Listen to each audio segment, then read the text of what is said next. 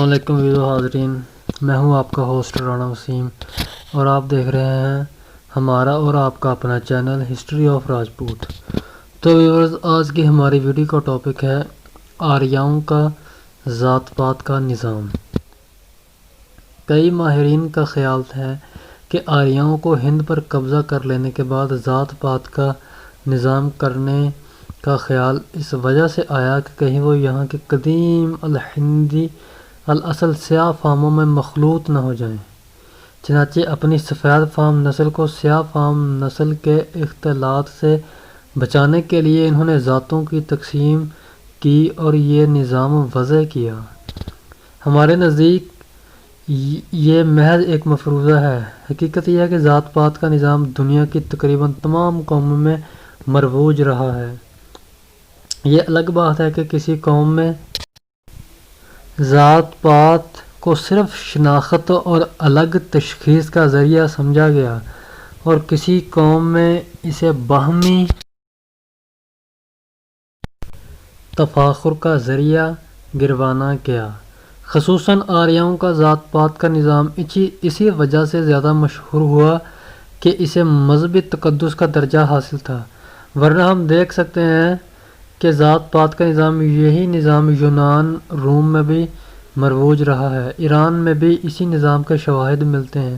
ہمارے نزدیک ذات پات کا نظام ان تمام تر آریہ قبائل میں مروج رہا ہے، جہاں مادری نظام حیات کے برعکس پدری نظام حیات راج تھا اور اولاد ماں کے بجائے باپ کے نام سے پہچانی جاتی تھی۔ ہمارے خیال میں آریہ قوم نے ذات پات پر مشتمل محض اپنے آپ کو قدیم سیاہ فام ہندی لوگوں سے مخلوط ہونے سے بچانے کے لیے وضع نہیں کیا تھا، بلکہ یہ نظام ایران سے اپنے ساتھ لائے تھے۔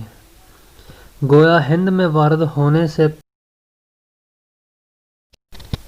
بھی ان میں اس قسم کا نظام راج تھا۔ وسطی ایران میں کیو مرس کی حکمرانی سے پہلے ایک بادشاہ نے یہ نظام ان میں رائج کیا تھا۔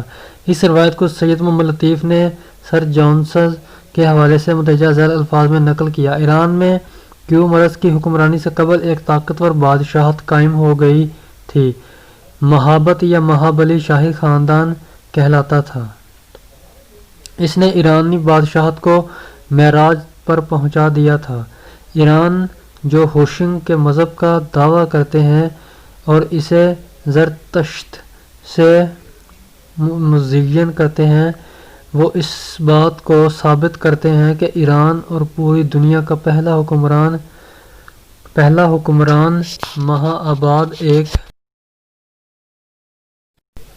سنسکرت لفظ تھا اور اس نے لوگوں کو 4 ترتیبوں میں منقسم کیا تھا جو یوں تھیں: مذہبی یعنی برہمن، عسکری یعنی کشتریہ راجپوت، تجارتی یعنی ویش، غلامی یا چاکری یعنی شودر۔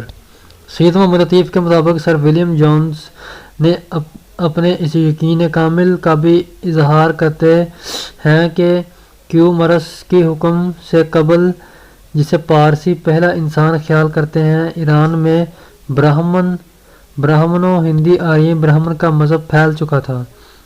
ہندی آریائی قوم کی اصل ایران سے بلا شبہ ہو سکتی ہے۔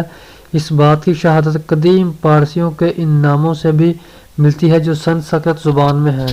فارسی کی مشہور قدیم مذہبی کتاب اوستا اور آریاؤں کی زبان سنسکرت میں بھی بے حد گہری مماثلت پائی جاتی ہے، جو کہ اس امر کی دلیل ہے کہ آریاؤں کا تعلق نہ صرف سرزمین ایران سے رہا ہے بلکہ وہ ہند پر حملہ سے قبل کئی صدیوں تک وہاں آباد رہے۔ اس ضمن میں تاریخ تمدن ہند کے مصنف محمد طیب لکھتے ہیں: قدیم ایرانیوں اور ہندوستانی آریاؤں کا نسبی اور مذہبی تعلق ثابت ہے، اور اس کے علاوہ ہندوستان کے ایران سے تجارت بھی ہوا کرتی تھی۔ ہمیں چھوٹی چھوٹی باتوں میں ایرانی اثرات تلاش کرنے کی بجائے اس بڑی بات کو پوری اہمیت دینا چاہیے کہ ہخامنشیوں نے ایک عظیم الشان سلطنت قائم کی تھی اور اس کی شہرت ہندوستان میں ضرور ہوئی ہوگی۔ ڈاکٹر سپونر کی رائے میں مہابھارت اور وانوے کے عالی شان محل اور ان کے دیس کی طلسماتی فضا کا جو نقشہ کھینچا گیا ہے وہ ایران اور ایرانی شہنشاہ کے محلوں کا عکس ہے۔ اس ضمن میں ایک عصری شہادت بھی ملتی ہے اور وہ یہ ہے کہ ایران میں تخت جمشید کے کھنڈرات سے دریافت شدہ عبارتیں اور رسم الخط قدیم ہندوستانی مخلوطوں اور خصوصاً فیروز شاہ کی دہلی کی لاٹ والی عبارت سے مماثلت رکھتے ہیں۔ چنانچہ یہ عین ممکن ہے کہ آریہ ہند میں وارد ہونے سے قبل ذات پات کا نظام ایران سے اپنے ساتھ لائے۔ بہرکیف ہندوستان میں آریاؤں نے حسب ذیل نظام متعارف کروایا اور لوگوں کو ان 4 ذاتوں میں تقسیم کیا، اور آگے ان میں سے آج کتنی ذاتیں اور قومیں نکل چکی ہیں۔ تو ویز اگلی ویڈیو تک ہمیں اجازت دیں۔ السلام علیکم ورحمۃ اللہ وبرکاتہ۔